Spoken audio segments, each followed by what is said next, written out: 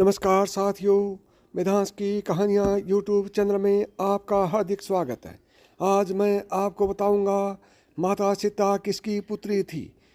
राजा माता सीता राजा जनक की नहीं बल्कि रावण की पुत्री थी। पुरानी कथा के अनुसार सीता माता मिथिला नरेश राजा जनक की पुत्री थी। एक बार जब राजा जनक के राज्य में अकाल पड़ा तो उन्होंने ऋषियों की सलाह से स्वयं खेत जोता और हल चलाया ताकि इंद्रदेव की उनके राज्य पर कृपा हो सके। इस दौरान उनका हल एक धातु से टकराकर अटक गया। उस स्थान पर राजा जनक को एक कलश प्राप्त हुआ जिसमें एक मुस्कुराती सुंदर कन्या थी। राजा जनक की कोई संतान नहीं थी, इसलिए उन्होंने उस कन्या को अपनी पुत्री मान लिया और उसका नाम सीता रखा। इस प्रकरण से ये स्पष्ट है कि सीता के असली पिता राजा जनक तो नहीं थे। अब सवाल उठता है कि सीता उस कलश में कैसे पहुंची, कौन थे उनके वास्तविक पिता।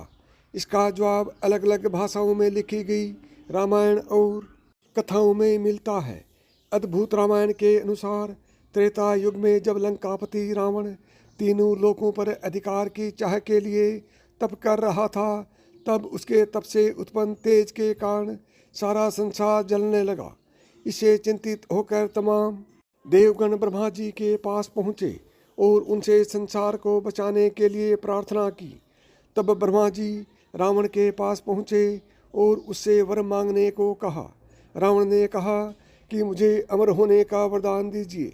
ब्रह्मा जी ने अमरता का वरदान देने में असमर्थता जताई।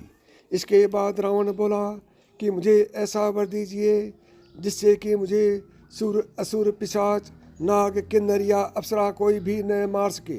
रावण ने कहा, जब मैं अज्ञानता से अपनी ही कन्या पर आसक्त हूँ तब मेरी मृत्यु हो। रावण को यह वरदान देकर ब्रह्मा जी ब्रह्मलोक चले गए।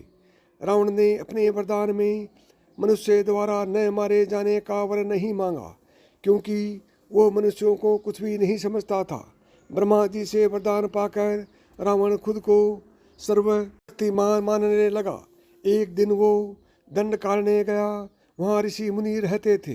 रावण ने उन ऋषियों को मारना ठीक नहीं समझा।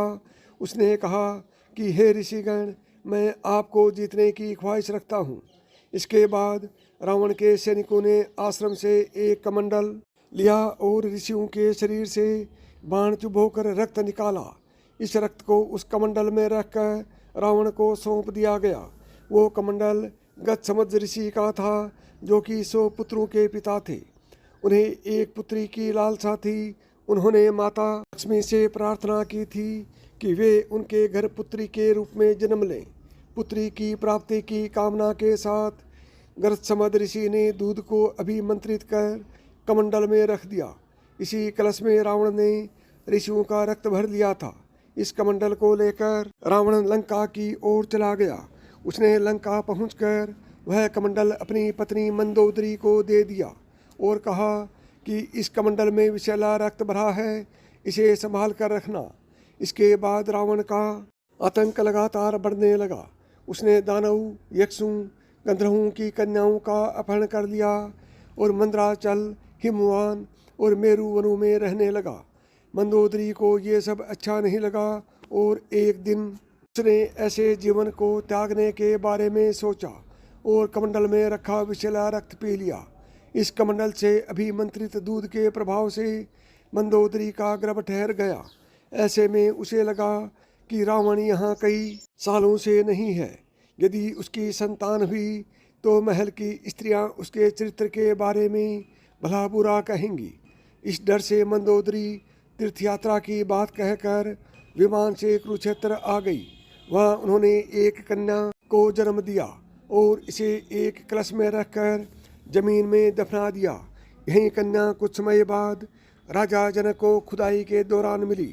क्योंकि रावण को इस बात का आभास नहीं था कि उसकी कोई कन्या भी है, इसलिए वो अज्ञानतावंश अपनी ही पुत्री सीता पर मोहित हो गया और उसकी यही भूल उसकी मृत्यु का कारण बनी।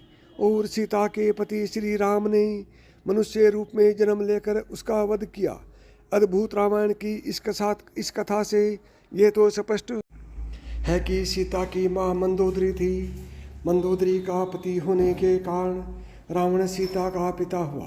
हालांकि कुछ लोग सीता का पिता गर्दसमद ऋषि को मानते हैं, क्योंकि कमंडल में उन्होंने ही दूध को अभिमंत्रित करके रखा था।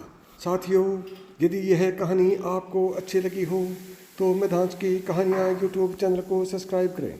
नमस्कार दोस्तों, जय श्री राम।